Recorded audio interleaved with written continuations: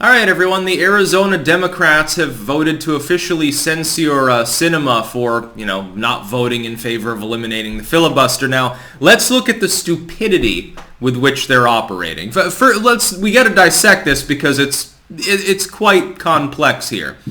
On the first layer, they are effectively saying, hey, this Democrat, after months of us insulting them, calling them a secret Republican, they're actually far right, they're in bed with the fuel industry, they're a corporate crook, they're a sellout, they don't represent democracy, they hate liberty, they hate the republic, they're everything wrong with the world. We have heaped every insult on them that we can to try to bully them into voting to effectively give up their own power. Just so you're aware, while ignoring their constituents, which is why they're never going to flip, I think. This is a pretty good bellwether that we don't have to worry as much about the federalization of election bullshit attempt by Biden. We should still pressure them because there's plenty of pressure at the opposite direction. So if you are an Arizona or West Virginia constituent in the United States, keep on writing letters to the editor, keep on calling the senatorial offices, picket outside, and support them. Politicians oftentimes, 99% of the time someone's holding a sign, it's to tell them to fuck themselves. None of the people that approve of their decision ever turn out to say thank you. Well, why don't you give Sinema and Manchin a reward for helping to uphold the republic? Anyway, so on that first layer, you spent months bullying these people. They didn't listen to you. So what does Arizona's Democratic Party decide to do? Oh, we'll try it again. We'll double down. Instead of saying, hey, maybe the strategy didn't work, carrot and stick mode, anyone? Maybe Sinema's doing her job, which she explicitly is. I realize she's doing it out of egotistical opportunism and self-aggrandizement, but she still did the thing that her voters wanted her to do. If you look at polling with regards to voter ID, absentee ballot ID, election day and polling places, literally everything, I hate to tell you this, Democrats, but the majority of independent voters support the Republican side. At the very least, with voter ID and absentee ballots requiring a witness to the signature. That is widely supported, wildly supported. It's a supermajority of a supermajority across virtually every voting bloc, including core voting blocs that are fleeing you. There's a reason the GOP now has a 5-point advantage in voter registrations.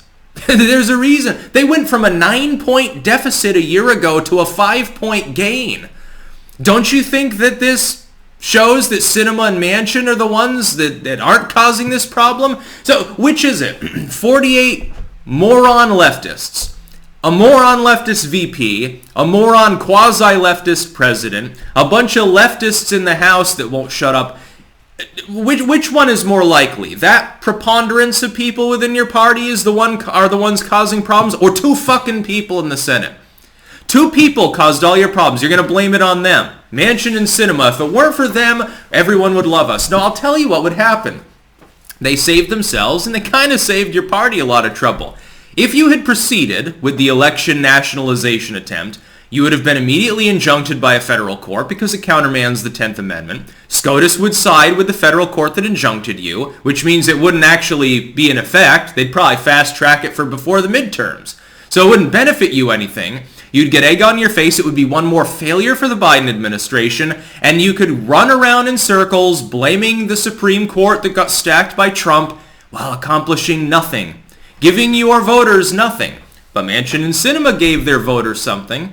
They gave them what they wanted. Do you expect me to, in reasonable faith, would anyone expect that the West Virginia constituency that Joe Manchin represents, remember, they're the only people in the country that pay him. They're the only people in the country that can vote for or against him. That's who when he's being reelected, when he's up for reelection, it's West Virginians that matter. Nobody else. Californians, he doesn't fucking care about you. He doesn't represent you. You can't vote in that election. They are overwhelmingly Republican, at least as far as those that are partisan. The state is very conservative by national standards. It's like on par with fucking Wyoming or Idaho or something. It's not getting any more blue. If anything, I think it's gotten more red over the last couple of decades, if I remember correctly. There are a few states that have moved heavily in that direction. Florida is going to be the next one, potentially, based on DeSantis doing a good job and being consistently right about COVID and the Democrats consistently being wrong and job killers. You expect me to believe that a constituency that's like 60% Republicans as far as the partisan registered voters, that overwhelmingly supports Manchin and has made it clear even more than the national average that's a supermajority of a supermajority that they support voter ID, you expect me to believe that they will punish Joe Manchin for not undoing the filibuster and allowing a simple majority vote to carry a motion to federalize the elections, which would effectively outlaw voter ID laws, what the Democrats would do if they had gotten their way. And I pointed this out.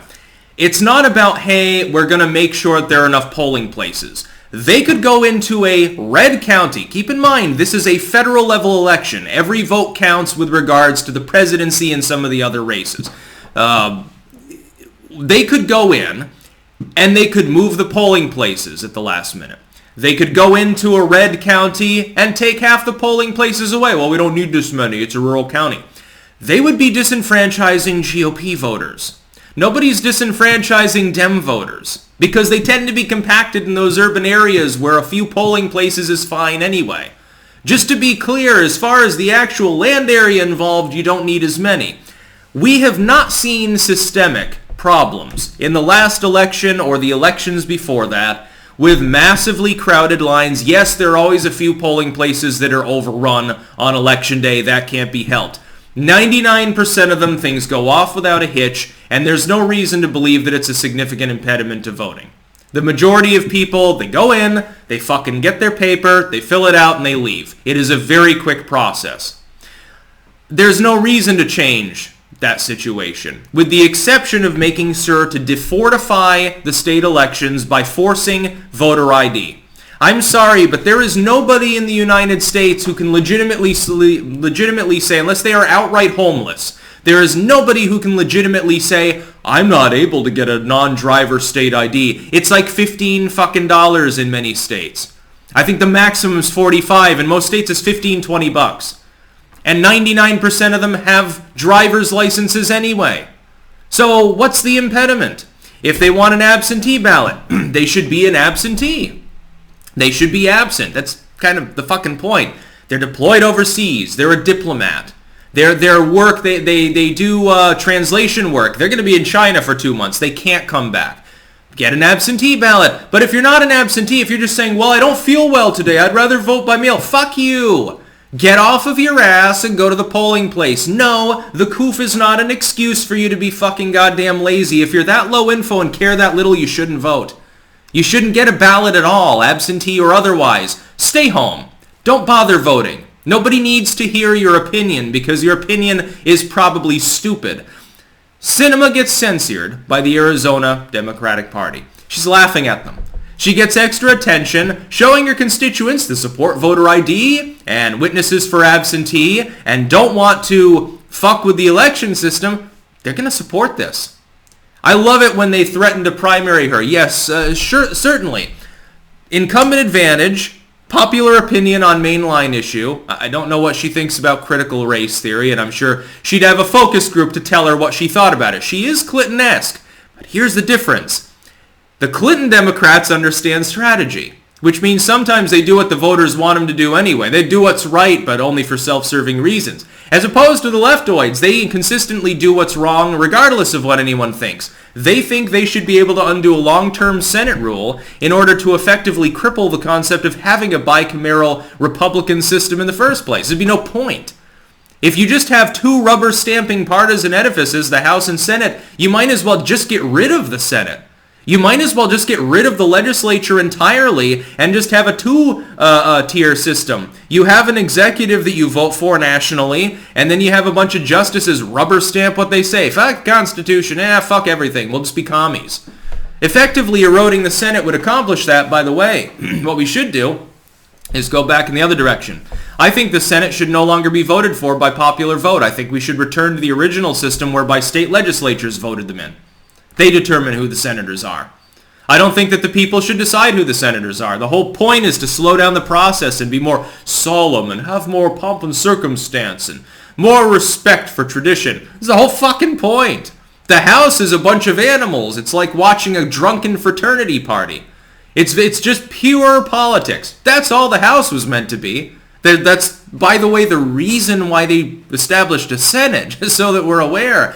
The Senate was established because if you're going to have any direct democratic legislative body at all, and you have a president who's also democratically elected, and the president appoints the Supreme Court justices, you could end up with an unfortunate situation where they have effectively dictatorial power through partisan politics. But the Senate was not meant to operate that way.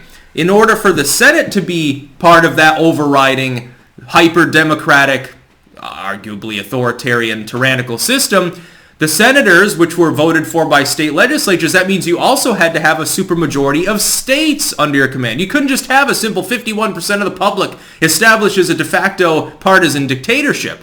You can't have that. You need a lot more of the population. It was a stopgap against tyranny. We should return to the old days of the Senate, and we should enshrine the filibuster.